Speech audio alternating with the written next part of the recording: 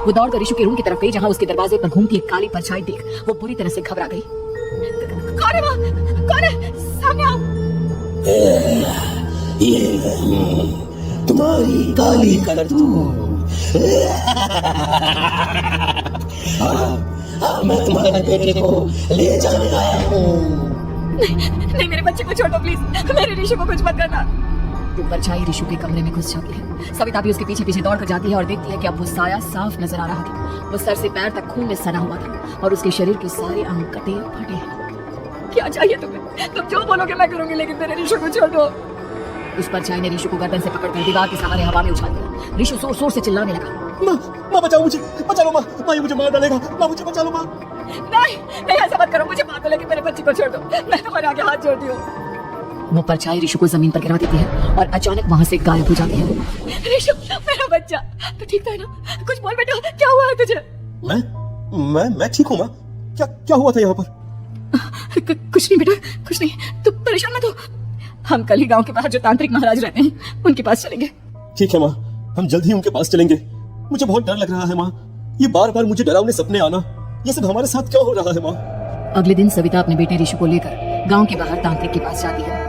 जिस जगह पर तांत्रिक रहा करता था वो जगह बहुत डरावनी थी। चारों तरफ कंकाल और खूब भूतियां नजर आ रही थी। गांव से दूर वीरानी में उस जगह पर जोर से आंधी चल रही थी। ऋषु ने डरकर अपनी माँ का हाथ पकड़ लिया। माँ मुझे बहुत डर लग रहा है, ये कैसी जगह है?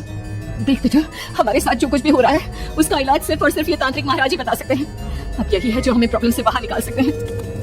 जैसे ही सविता और ऋषु तांत्रिक की झोपड़ी के अंदर पहुंचे, वहां का नजारा देखकर उनकी आंखें फटी की फटी रह गई। तांत्रिक की झोपड़ी के अंदर कई सारे लोग अपनी गर्दन घुमा घुमा कर जोर जोर से चीख रहे थे। कौन हो तुम और यहाँ क्यों आई हो? महाराज, मेरे बेटे को कुछ दिनों से एक डरावनी काली परछाई नजर आती है और कल रात उसने मेरे बेटे पर हमला भी कर दिया।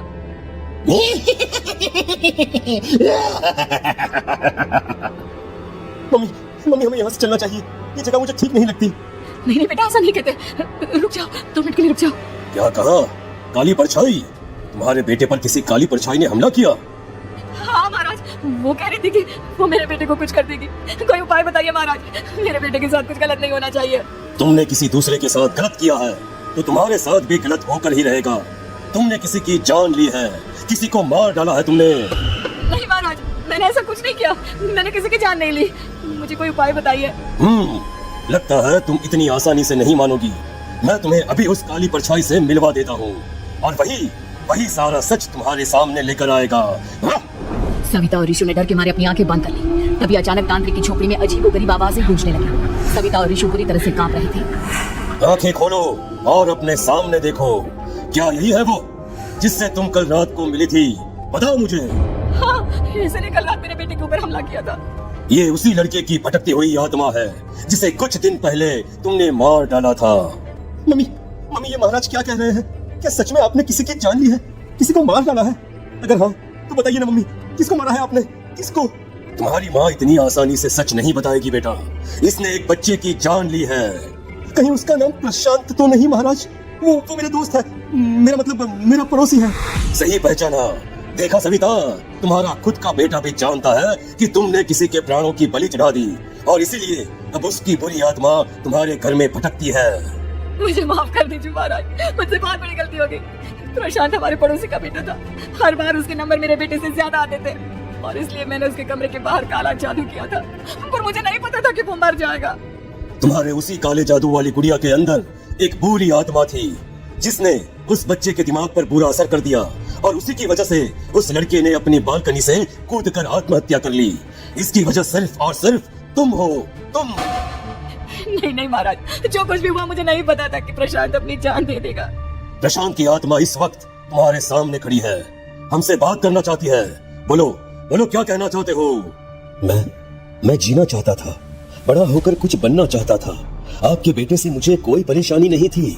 अरे वो तो मेरा अच्छा दोस्त था। मुझे माफ कर दो बेटा, मुझसे बहुत बड़ी गलती हो गई, मुझे माफ कर दो। माफ करने से मुझे वापस जिंदगी नहीं मिल जाएगी। मेरे माँ बाप आज भी मेरे लिए रोते हैं। आपने मेरे साथ बहुत गलत किया है, बहुत गलत। और तभी अचानक प्रशांत की आत्मा वहाँ से गायब हो जाती है। सविता जोर जोर से रोने लगती है। सुन लिया तुमने? ये तुम्हारे अपने ही किए हुए पाप हैं जो इस तरह से तुम्हारे सामने आ रहे हैं। माँ, ये आपने अच्छा नहीं किया। सिर्फ 10th बोर्ड के एग्जाम में मैं टॉप कर पाऊं इसलिए आपने मेरे दोस्त के ऊपर काला जादू कर दिया। नहीं मम्मी नहीं, अब हम कभी खुश नहीं रह पाएंगे, कभी नहीं। मेरे दोस्त की आत्मा को कभी शांति नहीं मिलेगी मम्मी, कभी नहीं। लेकिन मैंने जो कुछ भी किया सिर्फ तुम्हारे लिए किया। वो लड़का हमेशा फर्स्ट पोजीशन पर आ जाता था और इस वजह से हमेशा तुम्हारे मार्क्स कम पड़ते थे। मैंने तो सिर्फ उस पर एक छोटा सा काला जादू किया था बेटा। मुझे क्या पता था कि उसका ये नतीजा निकलेगा। जिस गुड़िया को तुमने उस लड़के के कमरे के दरवाजे पर लगाया था, दरअसल उसके अंदर एक बुरी आत्मा का प्रवेश हो गया था, जैसा कि अक्सर काला जादू करते समय हो जाता है। मुझे अपनी गलती का एहसास हो गया है। मैं प्रायश्चित करना चाहती हूँ। आप बताइए मैं क्या करूँ? प्रशांत के घर जाकर उस काली गुड़िया को वहां से निकालकर यहाँ लेकर आओ।